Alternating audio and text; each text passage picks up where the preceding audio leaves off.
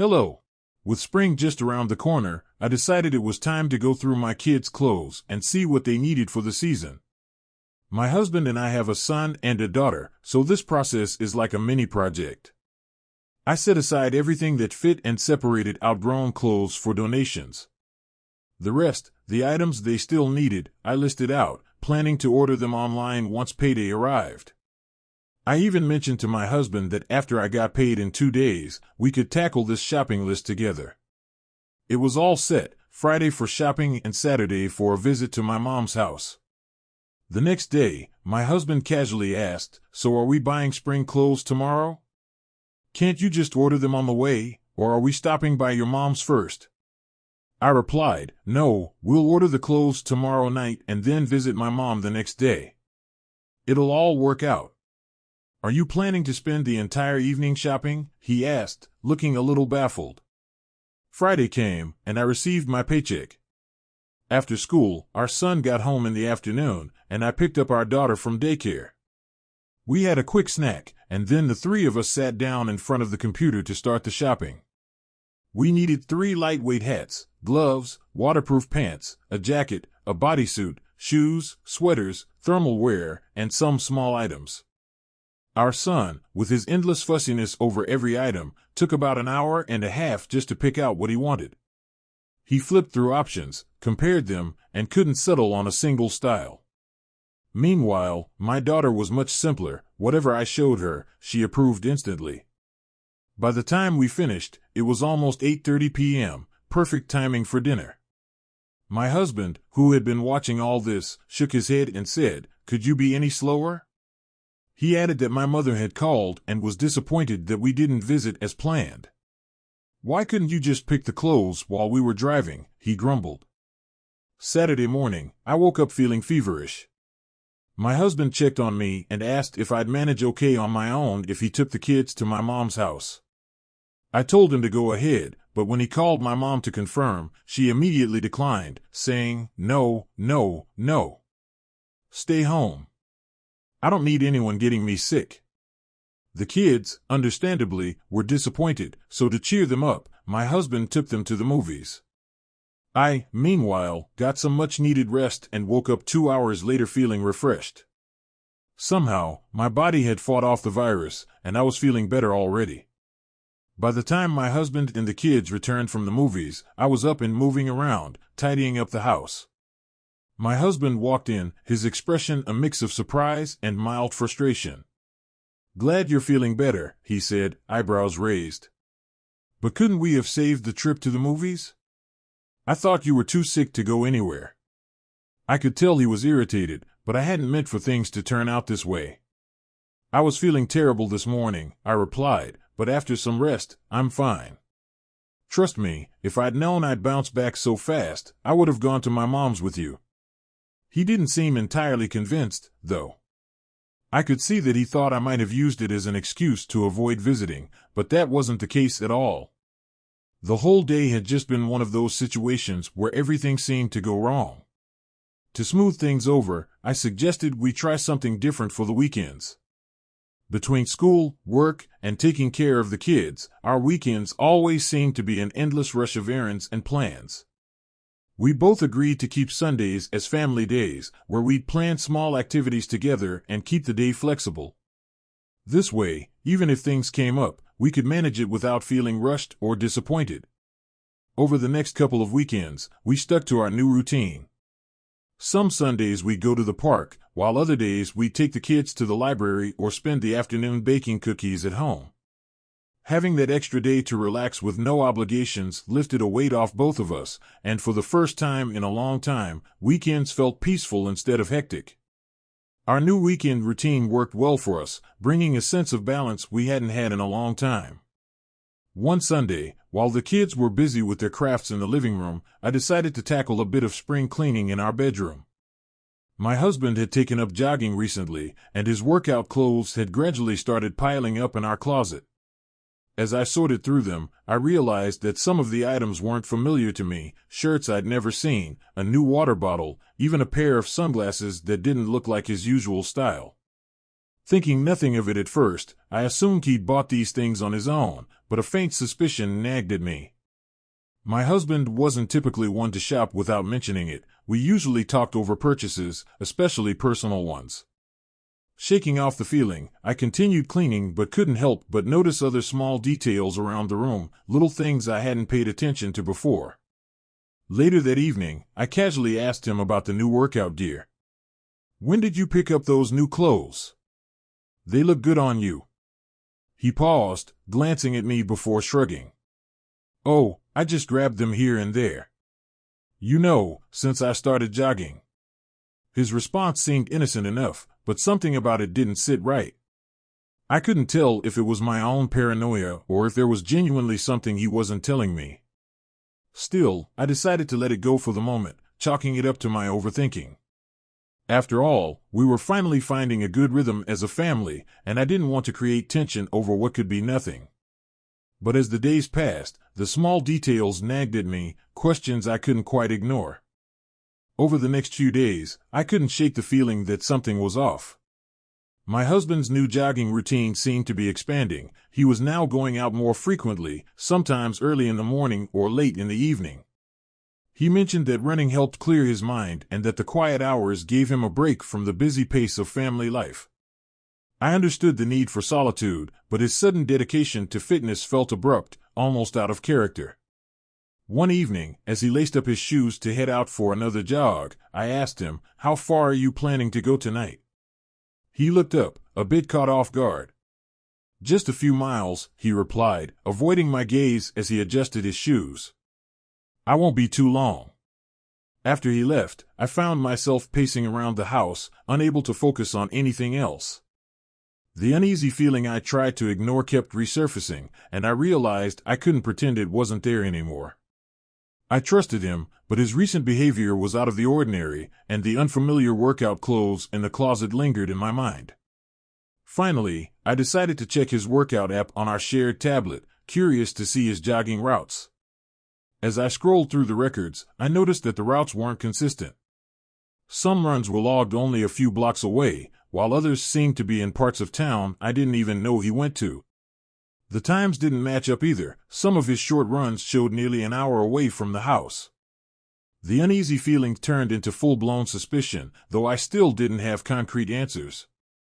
Part of me wanted to ask him directly, but another part held back, unsure of what I'd uncover. I didn't want to jump to conclusions without understanding the full picture. That night, as I lay in bed beside him, the question swirled in my mind. Was I overreacting, or was there something he wasn't telling me? The next morning, as my husband left for work, I decided to search for answers. I knew it felt invasive, but the lingering doubt was too overwhelming to ignore. I opened his closet, where the new workout gear was neatly folded, and took a closer look at each item. Some had tags from unfamiliar stores, places he never usually shopped. I also noticed a receipt tucked into the pocket of his jogging shorts, showing a purchase from a high-end sports store across town, a place I'd never heard him mention before. The receipt had a date from weeks ago, around the time his jogging habit had started. My heart raced as I scanned it, a mix of irritation and confusion filling me. Why hadn't he mentioned any of this? The expensive stores, the sudden interest in fitness, it didn't fit with the man I thought I knew.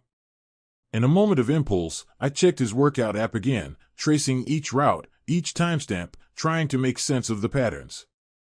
There was one location that showed up multiple times, a small park about 20 minutes from our house, in a direction he rarely went. I remembered that park from years ago. It was quiet, mostly used by dog walkers, tucked away from the main roads. Part of me felt guilty for prying, but the curiosity had turned into something else, something harder to ignore. That evening, when he told me he was going for a quick run, I made a decision. I waited a few minutes after he left, then grabbed my keys and headed out, my heart pounding as I drove toward the park. When I arrived, I parked far enough away to avoid being noticed, then walked toward the main path, scanning for any sign of him. My stomach churned as I thought about what I might find, but I forced myself to keep going. The park was quiet, only a few people around, but then, just up ahead, I saw him, standing near a bench. And he wasn't alone. Seeing him standing there, talking closely with a woman I didn't recognize, was a punch to the gut. She was laughing at something he'd said, and he was leaning in, smiling in a way I hadn't seen in a long time. They were completely unaware of my presence, lost in their conversation. For a moment, I just stood there, paralyzed, 1,000 thoughts racing through my mind. Anger, betrayal, confusion, all of it hit me at once. I'd come here for answers, but seeing it with my own eyes was more than I was prepared for. Summoning the courage I didn't know I had, I took a deep breath and approached them. They both turned as I walked up, my husband's face shifting from surprise to panic in an instant. The woman, looking startled, took a step back, glancing at him as if waiting for some kind of explanation. "Am I interrupting something?" I asked, my voice trembling but controlled. He stammered, struggling to find the right words. It's not what it looks like." I raised an eyebrow, the disbelief clear on my face. "Then maybe you can explain it to me." The woman quickly glanced between us, realizing the situation was far more complicated than she might have assumed. She mumbled an apology and excused herself, leaving us alone in the park. I watched her go, then turned back to my husband, my heart pounding as I waited for him to say something, anything, that might make sense of this. He took a deep breath, avoiding my gaze. "Look, I've been meeting her here sometimes, but it's not an affair," he said, his voice barely above a whisper. "I was going through some stuff, and she was just someone to talk to." I shook my head, struggling to hold back the hurt and anger that were bubbling up inside me. "And you couldn't talk to me? You felt you had to sneak around, lie, and hide this from me?" He looked down, guilt etched across his face. "I didn't want you to know because I knew how it would look. I thought maybe if I kept it separate, I could work through things on my own." I crossed my arms, feeling both numb and furious. "That's the problem. You shut me out. You decided to work through things alone, and now, look where that's gotten us." There was a long silence, both of us standing there, with nothing but the sounds of the park around us. I didn't know if I could believe his words or if this was just the tip of something deeper. But what I did know was that trust had been shattered, and it would take far more than an explanation to piece it back together. Without another word, I turned and walked back to my car, leaving him standing there, the weight of everything unsaid hanging heavily between us. That day marked the beginning of a new chapter, one where the cracks in our marriage could no longer be ignored. After that confrontation in the park, an uneasy silence settled over our home. My husband and I barely spoke, each of us navigating around the tension that filled every room. We were caught in a standoff, each waiting for the other to make a move, to break the silence, to finally say what needed to be said. But neither of us was ready. I spent those first few days trying to make sense of everything, replaying the conversation in my mind, trying to decipher whether he was telling the truth. He insisted that his connection with the woman was only emotional, just someone to talk to. But I couldn't shake the image of them together, the way they'd been standing close, the laughter they'd shared. Was it possible to feel that kind of closeness with someone without it crossing a line? In those quiet hours, I wrestled with questions I'd never thought I'd have to ask. Could our marriage survive this breach of trust? Had we grown so far apart that he felt the need to turn to someone else for comfort? Each question led to more doubt, more pain, as I began to wonder if our relationship was built on something that could be rebuilt, or if it was already beyond saving. One evening, as we both sat in the living room, each lost in our own thoughts, he finally broke the silence. "I'm sorry," he said, his voice low and filled with regret. "I know I should have come to you instead of hiding things. I was wrong." His apology hung in the air, and I wanted to accept it, to let it ease the hurt. But it felt too easy, too simple. Trust wasn't something you could restore with a few words. "I need to know why," I replied, my voice steady but strained. "Why did you feel you couldn't talk to me? Why did you feel the need to find comfort with someone else?" He looked away, his face lined with guilt. "I don't know. I guess. I felt distant, like we'd lost something.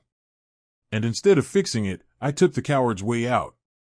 His honesty was painful, but at least it was real. I could see the remorse in his eyes, the regret that weighed on him. But remorse alone wouldn't fix the breach he'd created. We sat there in silence, the weight of his words settling over us both, a quiet acknowledgement of just how broken things had become. As the days passed, I found myself wondering if forgiveness was even possible, or if this was the beginning of a new path, one where I'd have to rebuild on my own terms, with or without him. After weeks of silence, conversations that went nowhere, and endless questions about our future, I reached a moment of clarity. I realized I couldn't keep living in this limbo of doubt and mistrust.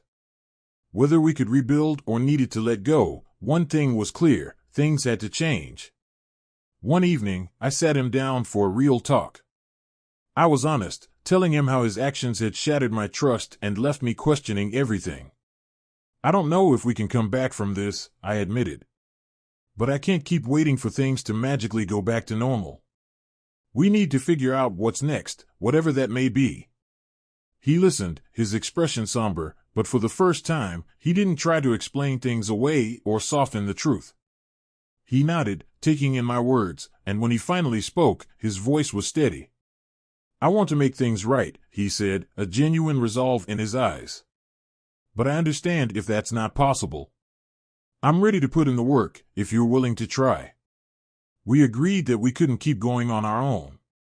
We needed an outside perspective to help us communicate in ways we clearly hadn't been. We started therapy together, committing to an honest process of working through what had gone wrong and exploring if we could restore what we'd lost. The sessions were challenging, forcing us to confront things we'd long ignored. Through these sessions, we both opened up about our fears, our mistakes, and the distance that had crept into our lives long before that day in the park. Over time, I began to feel a slow shift. The pain didn't vanish, and my doubts didn't disappear overnight. But little by little, I felt a glimmer of hope that, maybe, we could rebuild not the life we'd lost, but a new one with a foundation of honesty and understanding. Months later, as we sat together on a quiet evening, I felt a sense of peace. The hurt was still there, and trust was still something we were rebuilding, one step at a time. But I was finally able to see a way forward, whether it led us back to each other fully or helped us part on better terms. We both knew it would be a long journey, but for the first time, we were ready to walk it side by side, committed to whatever the future held. Whether together or apart, we had found a way to move forward, one that honored the lessons we'd learned and the resilience we'd both discovered within ourselves. Bye-bye.